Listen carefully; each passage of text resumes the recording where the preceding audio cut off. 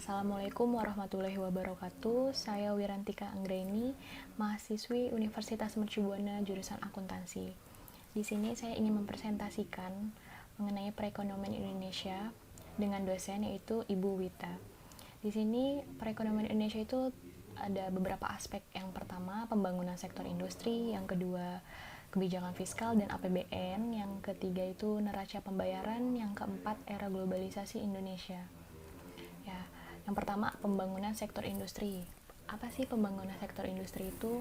Ya, sektor industri itu salah satu sektor yang berperan penting dalam pembangunan nasional.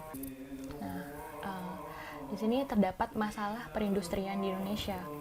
Lalu, apa sih faktor pembangkit industrial ini? Yang pertama, struktur organisasi. Lalu, apa saja faktor penghambat industrial?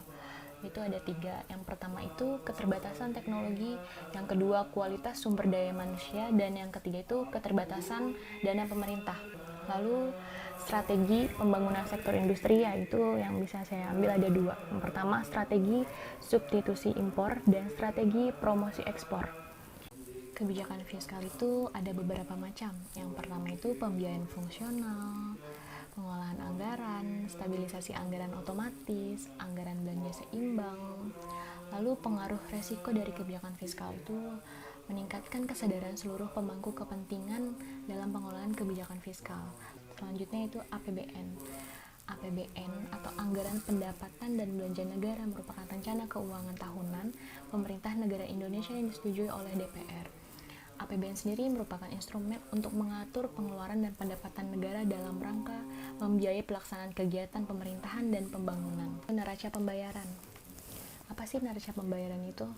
Neraca pembayaran itu yang bisa saya kutip adalah suatu catatan aliran keuangan yang menunjukkan nilai transaksi perdagangan dan aliran dana yang dilakukan di antara suatu negara dengan negara lain dalam satu tahun tertentu. Lalu, apa sih tujuan neraca pembayaran?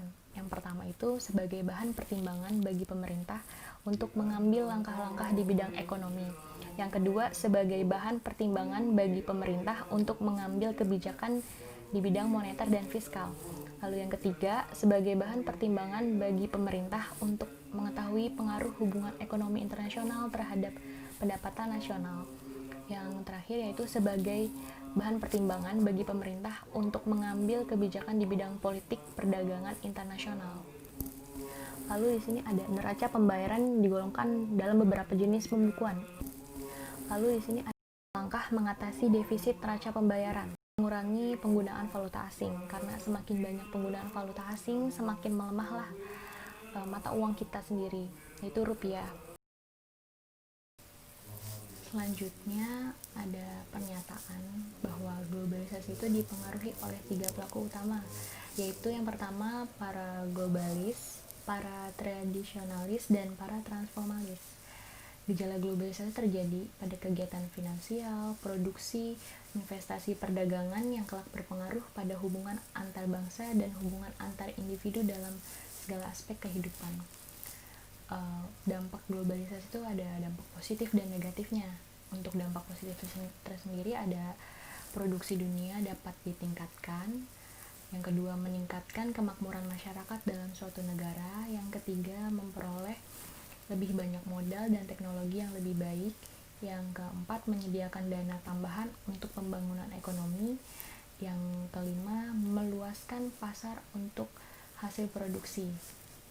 Ada dampak negatifnya juga, yaitu yang pertama menghambat pertumbuhan sektor industri terutama pada negara berkembang. Ya, terima kasih. Sekian presentasi dari saya Wirantika Anggreni, kurang lebihnya mohon maaf. Wassalamualaikum warahmatullahi wabarakatuh.